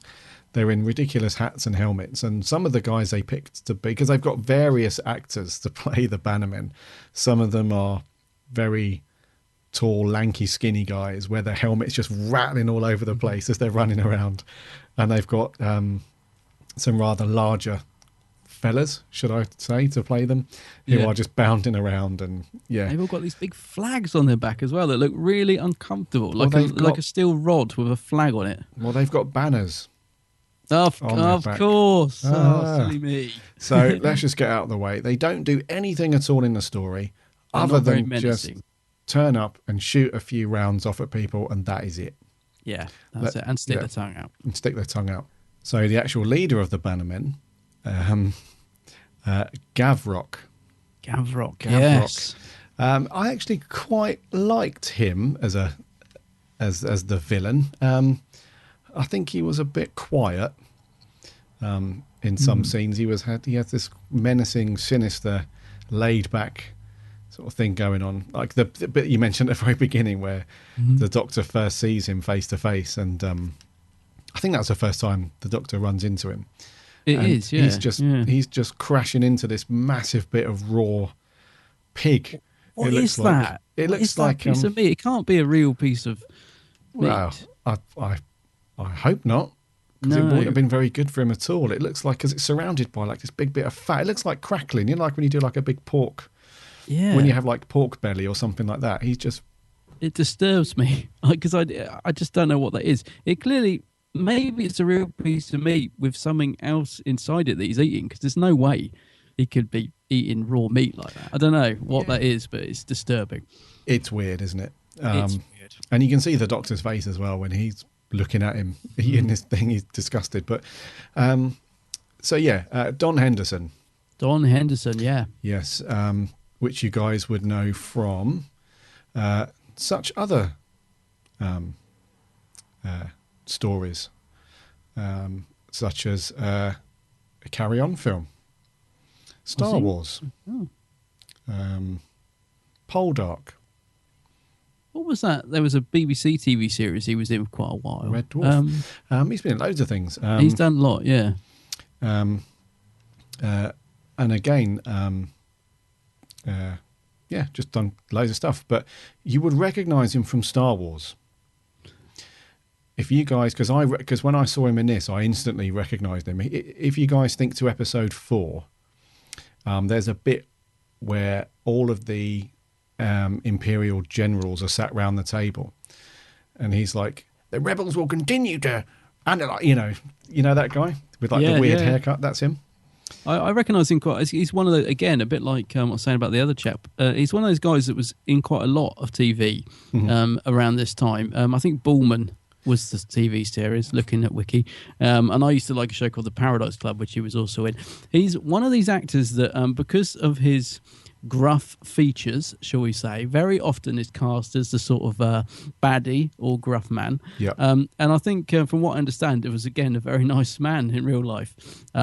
Yeah. But I think he plays it really well, considering he's playing a sort of very pantomime sort of villain in a way. Yeah. I really like him in this. I just, he's got the look. He, like you said, he's quite quiet. He does underplay it a little bit. He looks kind of menacing just in the way he is, with his crazy eyebrows and all that sort of thing. So I really like Don Henson in this, as the Gavrock. Yep. Yeah, and I did hear that he said on the DVD that he loved playing this part, apparently, so much so that he said to John Nathan Turner, "Can I come back as Gavrock's evil twin brother?" Oh, right. He really, apparently he really enjoyed being in this. So yeah, Gavrock to me is good. I like him. Yeah, he's a good villain. He's the only menacing thing in it, because, like I said, the Bannermen aren't menacing at all. Yeah. You know, but he works, I think. No, I agree. I think he has got. He's got. I'm thinking of the bee sting being a bit again. Sorry, or Gavrock. He does have a menacing feel and a feel to him, and Yeah. the one moment in the story where I thought, this guy means business, was when he took out the tollmaster. Oh yeah. You know, so when the when he says, there's nothing more. I can see you've tried. You've tried, He's sort of really sarcastic, and then shoots him. Yeah. Yeah. So when that scene, I thought, this guy, he's no messing about. No, he's good. He plays the menacing, as I say, a little bit pantomime baddie, but he does play it well. I think he's good in it. Actually, the clip you played in at the start, I think shows Sylve starting to get in to the role of the Doctor, actually. Yes. That's one of the notes I made when I was rewatching this, because obviously this is the third story in Sylve's first series. I don't know where it came in terms of production, but yeah, I think Sylve's starting to find his feet a bit, because I know he's perhaps a little bit over the top and all that. I don't like it when they talk to camera. Like, I always, that bit where he says, "Oh, I think I may have gone too far to the camera," always sort of annoys me, because it takes you out of it a bit. But yeah, I think Sylve's starting to find his feet a bit in this one, and I like that bit with him and Gavrock together. Yeah, you get a good sort of interaction between the two of them. Yes, indeed. Before we speak about the Doctor and Mel, just one other quick support character, which is the beekeeper who makes the honey. Yes, love this character. Yes, apparently he's got over 10,000 jars of honey in his barn. Well, you know what? Which I found hard Garonwy, to isn't believe. it? Garonwy is the character name. What's Yes. the actor called? Hugh Lloyd. Yep. Do you know what? I like the character because it's a nice, simple character, instantly likable. But don't you feel a bit sorry for Goromri when you think about it? Because not only does his house get blown to bits, all his jam gets wrecked. His honey. And his poor old radio gets blown to bits. Yeah. So I always feel a bit sorry for poor old Goromri. How'd you say it? Goromri. Goromri. Yeah. So the doctor and everybody turns up at his house and he's like, can we stay here for a few hours? Yeah, we won't be any trouble. Yeah, and he's instantly welcoming. He's like, yeah, sure, come in. And then, like you say, his livelihood just gets blown to bits. Yeah, the doctor sets a trap knowing that all his jam's going to get ruined. His honey. His honey. Yeah, what's jam. on about jam? Bees don't make jam. do Yeah, they? so his honey, he loses the lot because it just, that's the one scene you're laughing at, isn't it? So when the Bannermen go rushing into the barn, there's a booby trap and all of the shelves of all the honey go crashing down, so they're all covered in honey. And then when they run outside, the bees are going nuts. So they get stung to hell. And then the next time we see them, they've got all these bee stings all over their face. It's just funny because Gavrock is so evil and he's got all these living bee stings all over his face. You just can't take it seriously. It's hilarious. That was quite cool, actually. Yeah. So yeah, good on we. He's so he has to rebuild everything afterwards. Poor old boy. He gets a nice end shot though, doesn't he? It's a lovely little shot of him at the end because he kind of knows what's going on, doesn't he? He's good. Yeah. So that's pretty. Yeah. So like we said earlier, there's a lot of support cast in this one. Yeah. Quite a few characters, but let's talk about Mel, who has a reasonably okay part in this. I don't remember her doing a great deal. She mainly sort of interacts with the Shimron Queen, doesn't she? Yeah, because she shares a room. When they get to Shangri-La, they bunk up together, don't they? And they share a room. And she's quite happy-go-lucky, Mel, isn't she, at the beginning? She's like... Well, which bed would you like? And then she pulls a gun on her. Yeah, she's like really getting into the spirit of it. She's like, is there any preference on beds and stuff like that? And then she... Then what thanks does she get? A gun between the eyes. A gun. Charm. Yeah. Poor old Mel. Yeah. So her holiday dreams are dashed immediately like Paradise Towers. One day I wonder if she ever did get that holiday. One day. So Mel, I mean... When did she left? all she wanted was a holiday. You have to feel sorry for her. Yeah. You're travelling with the doctor's quite stressful at times. But yes, Mel, older Bonnie Langford, she's not too bad in this. I mean, she doesn't really do a great deal to mention much about it. She she has that bit at the beginning where she's trying to be friendly and gets a gun pointed at her. So the holiday is shot to bits. Excuse the pun. It is, yeah. Oh dear. It's not working out.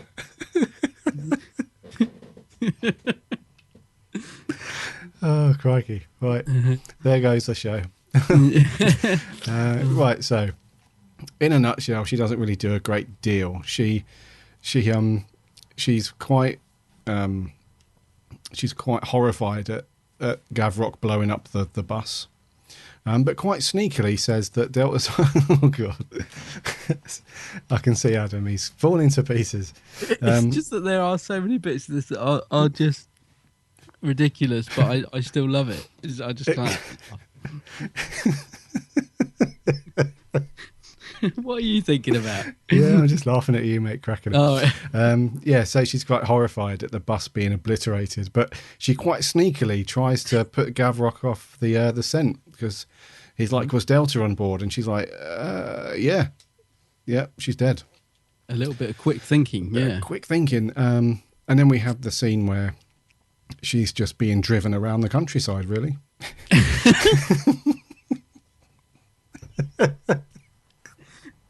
Yeah. Poor old Mel. She doesn't get a lot to do. I think I'm going to compare her a bit to Ray in that the sense that she's likable, but she doesn't get a lot to do. That's it, yeah. Because she just jumps in the sidecar of the bike, and then you've got Burton on the back.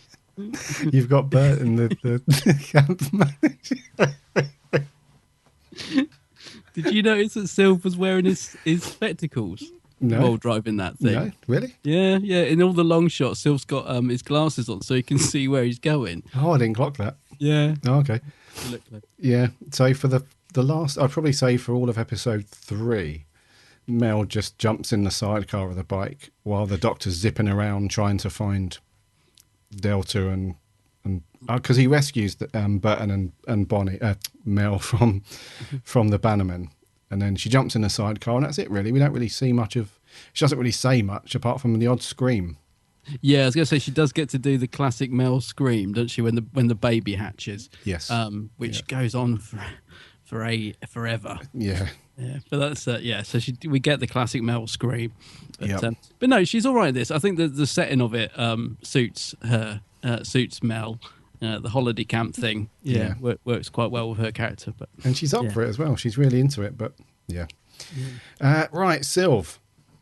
Sylvester, the doctor himself. I think I'm going to agree with what you said earlier, mate, because this is part of his first series, isn't it? Yeah, it is. Yeah. And what is it? Episode 3 out of 4. And he is really getting into it. That scene that I played at the beginning, where he's shouting at Gavrok, and that's one of those nice little Sylvester McCoy moments, if you like, where he's really finding the character, and the way that he speaks as well. He's got this very, the tone at the end, we're leaving, so he's really like crafting his words, like as the character. Yeah. That you're really getting into it, yeah. And I quite like Sylv in this because he's not at that point in his era where he's rolling every R and he's, at that point. So he's still getting there, but it's kind of a nice balance to me. Yeah, I was thinking that actually, like you said, about him doing that speech, because he's sometimes when Sylvester does speeches later on, he does really go full force, and like he says, lots of rolling R's and blah blah blah. With this one, it's a little bit more underplayed. Yeah, but it shows that Silver's taking the role seriously. I think you can tell that he's trying to act the "I'm in control here" sort of thing. And so I do like that. I think we're getting to see Sylv become the Doctor, from here on, really. Yeah. Some of the later stories when he really gets into it, he's going a bit OTT perhaps, but not really. I think when we first see him, because what you have to remind me, mate, what's the reason why Mel gets on the bus by herself and he's following along in the TARDIS? I think it's just because he thinks that the bus is a bit rackety, and he's just the Doctor being the Doctor sort of automatically assumes the worst, so he thinks I'll just go in the TARDIS, it'll be safer and keep an eye on things. It's funny actually, because I always used to love that shot, the model shot of the TARDIS where it saves the bus. And it's almost as if my memory was playing a trick, because when I watched it the other day I was thinking, God, it looks awful.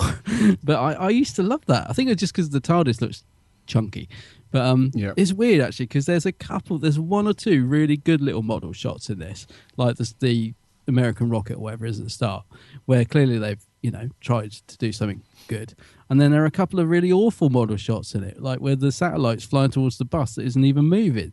It's a sort of real mixed bag. It's almost as if two different effects companies were doing the shots or something. But I know what you mean. I think that's just it must be a budget thing, or well, there is. I was going to say there is one thing in this I can't excuse, because I can overlook. Yeah. Do you know what it is? I don't, but go on. Right. Well, that's going to say, because I can overlook everything really, because I find it an enjoyable enough watch if I'm in the right mood. But the one thing I just always gets me every time is when Gavrok puts his hand through that speaker that's clearly made of paper. Oh, I was just like, all right. It's just awful. They could have done it. They definitely could have done better than that. It's clearly just a piece of paper, isn't it? Of course, yeah. And he gets really angry. But I know it's a minor thing, but it's the only thing which might surprise you in this. It's the only thing that gets me every time, that I just think, oh, that is terrible, production-wise. Yeah, that's a good point, actually. I can overlook everything else. Well, there wasn't really much else in terms of that they had to do in CG, really, was there? Or any kind of blue screen compositing stuff. We had the ship, the Bannermen ship. Yeah, I mean, that's passable. A couple of times. I mean, I don't think they could have done much better, really, at the time. No. with what they had available. So that doesn't look too bad, really. And everything else was practical. So like all the explosions and the little explosions that went off when they were firing guns and stuff and driving around and stuff. It was all done practical. So yeah, that's what I doesn't mean. do That's bad. why I think that thing is a sort of attention to detail, because that's something they could have easily just put like a little mesh or something. It's just the fact that it's paper. Yeah. It does seem very, very lazy. But Yeah. it's such a small point to pick up on, because there are other bits in it. I mean, like the bus and everything and all that. I think they've made quite an effort with the bus actually to make that look. It looks good. I like Yeah. it. It's very retro, and I like what they did there, making that souped up tour bus. I think it's good idea actually. Yeah, there is one bit that did make me laugh when I watched it, actually, is when the little green baby hatches. Yeah. And then it goes off to something else that the doctor's doing, and when it cuts back, there's a little girl in a weird little suit with her face painted green. And she's just standing there like with this strange like on set. Yeah, it's like, okay, because they didn't explain at that point that obviously this race of people mature into their like fully grown form really quickly. So you think, hold on a minute, I'm sure that was a tiny little baby like 45 seconds ago. Yeah.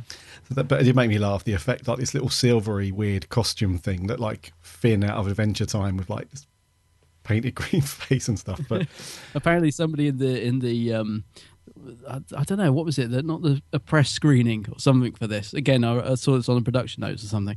Apparently that was the one bit where somebody in the press screening did laugh, and John Nathan Turner was really annoyed that the person behind, as soon as the girl with the little painted green face come on, apparently someone in the press screening went which really annoyed JNT. He wasn't very impressed with that. Actually, right. there is one other thing that does grind my gears in this story, and that's the music. The music is so overbearing in this, and I quite like some of the 80s music. It's not really that, but it's just the blimmin'.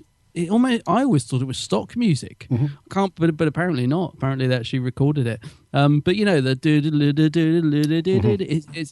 it's the sort of thing you put in a farce or a comedy, and it's just I find the music in this really, really overbearing and over the top. It does actually annoy me in parts of it, especially episode 2.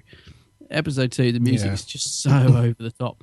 So that is the other thing that knocks us down in terms of my enjoyment, really. It's just the music. Yeah, I've got the same thing written down here, mate. The music just did my head in at some points. So much of it. It was really cheesy as well.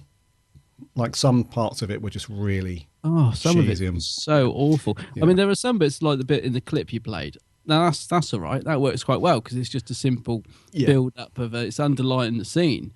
But the bits where they're racing around, through the countryside and it's just it just is totally over the top. Yeah.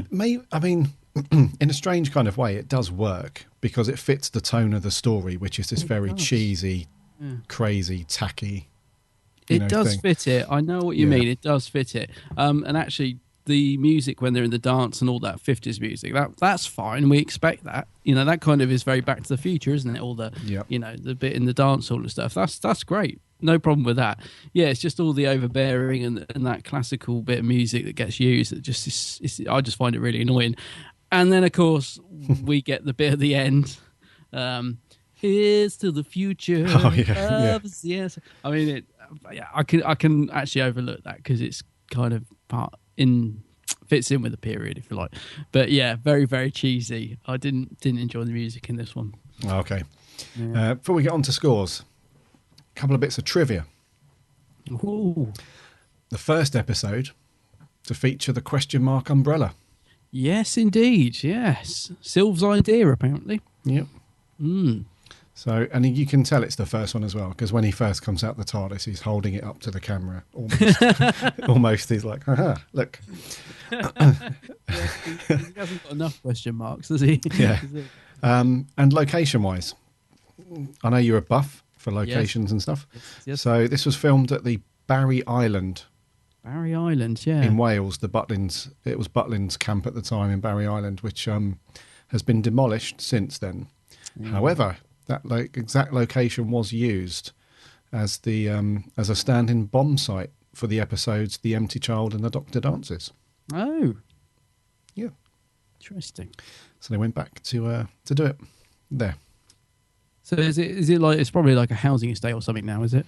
You would or they haven't built another holiday camp or anything. No. No.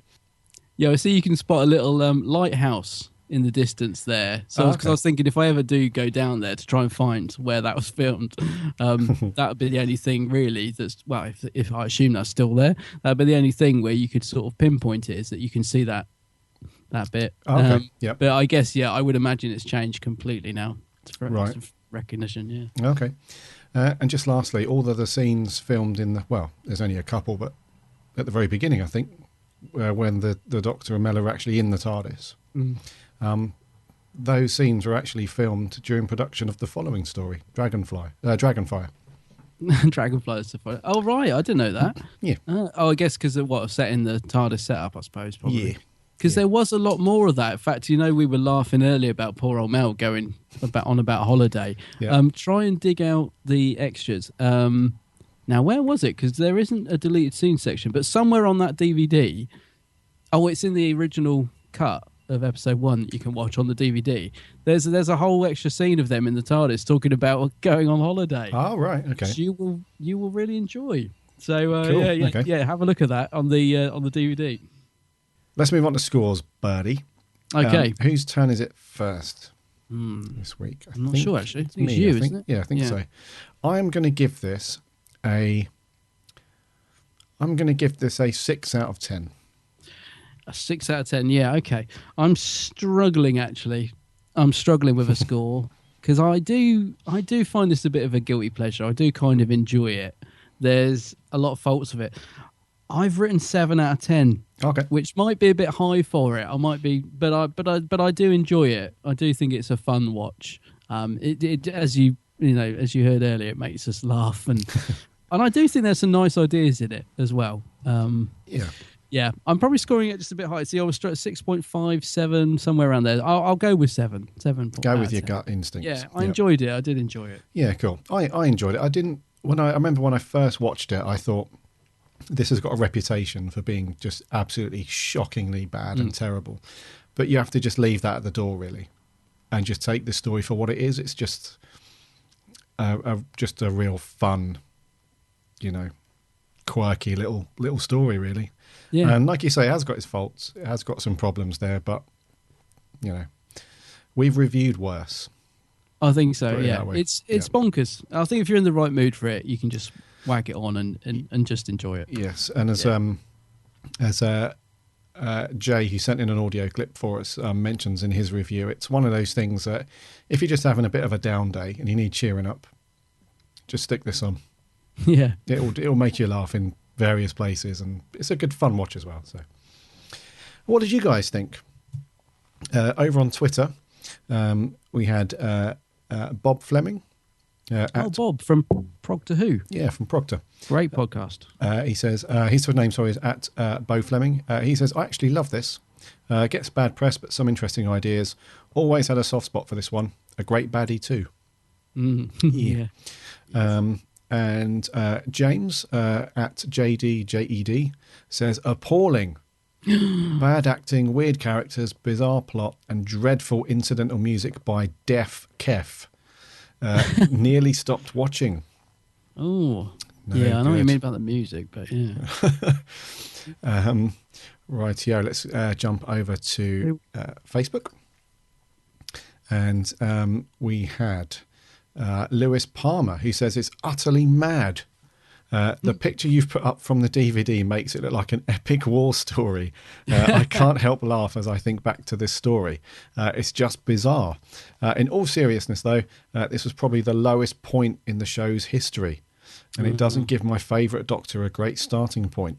I do like Sylve in this, though, but Ken Dodd, Weird Green Girl and Butlins make this story, in Stephen Moffat's words, proper bonkers. Sammy Satine, she says, okay, so Delta and the Bannermen. All in all, seems to me like a bit of silly fun. I like Ray. She seems pretty cool. Interesting how the baby, the princess, starts off really green and then gets paler as she gets older. I like Mr. Gumby or Mr. Gumble, the man with the bees. I'm not sure about Lilac Man with the horse teeth. The bloke who tells the Doctor and Mel they won a prize. I think she's referring to Ken Dodd there. Yeah. Gavrock is mean and nasty. I give it 8 out of 10 for silliness. Oh. Let's play an audio clip from Mr. J. Kent. Hello, Gary and Adam. Hope you're doing well. Now, I went into Delta and the Bannermen completely blind. I had heard nothing about this story at all before this, and I came out of it pleasantly surprised as I found the whole thing delightfully charming. I love the idea of all these passionate purple starfishes disguising themselves as human to take a trip to Disneyland on their little space bus. In fact, when they all exploded, I felt the most saddened I had in a while. The Welshness of the whole thing was overbearing but brilliant, like a 1980s Torchwood, if you will, and I found the whole thing hilarious, from the way the deaths were overacted to that one guy's concerning obsession with bees. 10,000 jars of honey! It was a nice, fun and light-hearted episode, and I frankly love that, even if the little fetus baby thing looks like the baby Grinch from How the Grinch Stole Christmas, but never mind that. I'd give this episode a good 7 out of 10 and would certainly whack it on if I felt down in the dumps. I think it's brilliant, but cringe-worthingly beautiful. So see you next week, and hope you're doing fine. Have a good rest of the show and all that malarkey. Yes. Nicely summed up. Yeah. Cheers, Jay. Nice one. Continuing on Facebook, Ryan Anthony says, I was only thinking of this story yesterday, as on Tuesday I watched The Deadly Assassin for the first time ever. In fact, it's probably the first classic story I've seen in about 6 months. Wow. You need to watch more classic stuff, Ryan. I think this story sometimes gets a lot of undeserved hate. I find it an incredibly fun story. The plot was quite good. The Seventh Doctor and Mel were great. The Seventh Doctor was, he says. And the supporting cast were likeable, although some characters were a tad overplayed. But hey, it's the 80s. What do you expect? I especially loved the 50s vibe about this, and I must say I loved the bus journey into the past. No matter how many negative reviews this gets, I always really like it. I guess it's a guilty pleasure of mine. Like Time and the Rani gives it 8 out of 10. Oh, wow. George Coppen. Really enjoy this story. It's very 80s, and I feel it's like if Comic Relief did a whole episode. But I do enjoy it. 7.5 out of 10. Okay. And Jeff Waddle. Oh, Jeff. Jeff says, it's inoffensive. Certainly not as bad as fandom would have you believe, but not full of excitement either. 6 out of 10. Good ideas, better than most of what came previously, but not as good as what comes later. Yes. Yeah, good point. There we go. Anything on Geeks? Let's have a look. I think we had one on Twitter this week, actually. I always struggle to save them. Right, so, yeah, Mike Taylor, whose name is @CyberLeader1010. Oh, yeah. He says he loves this one so much, and he thinks it's a real guilty pleasure. A lot of people say that, don't they? You know, it's a guilty pleasure. Yeah. Spence Horton on Facebook says he liked it. There was a bit of overacting, which went with the era, but the story was okay. Paula Black says she's always liked the story. Will Lloyd, he says he loves this story and thinks it's really underrated. He gives it 9 out of 10. Okay, 500-year-old diary says, I love the 50s style of the story. I loved Ray, and she would have made a great companion. It has some fun to it, but on the whole, I find it a bit underwhelming. Bonnie Langford is as irritating as ever. Her screaming at the end of episode 1 haunts me forever. It's one I don't love, but don't hate. So, yeah, a bit in the middle. Adam Time Lord Fishwick says, yeah, it's a good story. I call it a fun one with the dancing in part 1. A bit of dancing in there, isn't there? Richard Hawkes, the perfect feel-good Doctor Who story. If I'm feeling down, I whack this on and I'm soon singing and dancing. God, that tune does get stuck in your head, doesn't it? Here's to the future.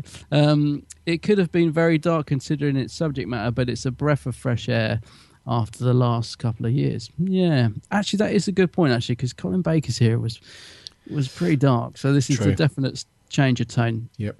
A couple more. Okay, Matthew Blanks, he says, excellent opening on the first episode. Also like the cliffhanger between 2 and 3. I think it's been a while, but they got out of it far too easily. Otherwise, Ken Dodd, that's all I have to say. Yeah, I must admit, I said I liked the resolution to the first cliffhanger. I don't like this resolution to the second one where they just walk away. Oh, It's, right. it's really weak, isn't it? Yeah. And just two more. We got Kieran Knight. He says, enjoyed it, though I prefer Paradise Towers and Dragonfire in season. Sorry, Gary, series 24. Kent Dodd is entertaining in his cameo, and the Welsh beekeeper is a brilliant little character.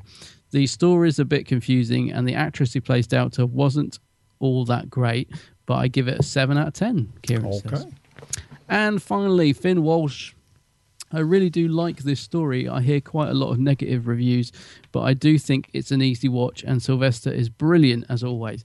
And Finn's giving it 8.5 out of 10. So actually, I don't know about you, but I'm quite surprised at the high scoring, and I'm quite pleased in a way, because I think it gets quite a bash in this one, and I don't think it's all that bad. No, I am shocked as well. I thought there were going to be a lot of 1s and 2s out of 10s and Me too, some yeah. proper criticism there. But no, that's quite surprising. Yeah. Quite a bit of love there for Delta and the Bannermen. Yes. All good. Okie dokie, what are we going to do next week, my good man? Next week we're going to do a Chibnall story, which we thought would be appropriate. So we're going to be looking back at 42. Yes, 42. David Tennant. David Tennant, yeah. Yes. So, yeah, that should be interesting to see what we see Chibnall's writing style. Yes. Is that the one that's actually set in real time, isn't it? Given the title. Yes, from what I remember. I think so. Yeah, I've only seen it once. I think it's one of the Tennant ones that hardly ever gets mentioned. I know for me, I've only seen it once before. I certainly haven't watched it for a very long time. Yeah. Yeah, it's in real time. They something about they have exactly 42 minutes to save. To try and rescue a ship or something, yeah. But anyway, that'll be an interesting. So we're going back to Modern Who next week, and like you say, we're going to look at a Chris Chibnall story, which is definitely appropriate. I think so. Yeah, Indeed. It'll be an interesting watch. Yes, and I think I think we're going to wrap there, dude. Okay.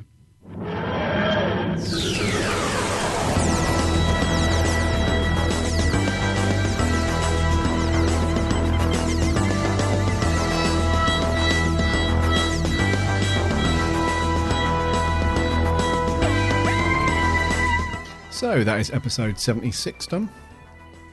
And it's been a bit of a crazy one. So apologies for us falling about laughing for like silly idiots for quite a large portion of that. But I kind of expected that anyway, because we have reviewed a fairly bonkers story, and it's quite nuts, overall. So that is what I enjoy about the McCoy era. It's got its own feel to it. You always know there's going to be fun discussion when you do a McCoy story. I think that's why I love it so much, actually. Absolutely, it's definitely got its own feel for sure, look and feel. And we've had some cool news as well. So remember to check out and pre-order the Lethbridge Stewart audiobooks. We'll stick a note in the show notes. Links are in the show notes for those. They look very cool, and we're looking forward to some of those Target books as well when they get reissued. Oh yeah.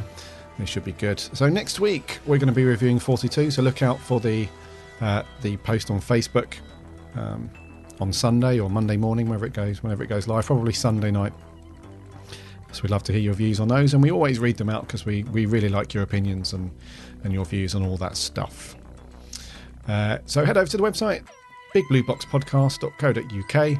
From there you can listen to this show again, and you can listen to all of the previous shows that we've done all the way back to episode 1. You can also subscribe to the show. You can zip off to iTunes and Stitcher Radio and all that stuff. And if you guys listen to the show regularly and you like it or you dislike it, whatever you want, if you could give us a review, that would be really, really handy. Just nip into iTunes or Stitcher, whatever. That would be really awesome. Remember to check out Adam's channel, The Geek's Handbag, over on YouTube and Facebook. Some always amazing videos that he puts up there. What's coming next for YouTube? It will be the unboxing of the new 9th Doctor Titans. Yeah. Cool. Yeah, it's a good fun one to do. I like doing the unboxing ones. Ah, nice one. Yeah. Yes, so we hope you have a cracking week, and we will see you then. Until then, my name's Gary. My name's Adam. And remember... And... Alonzi!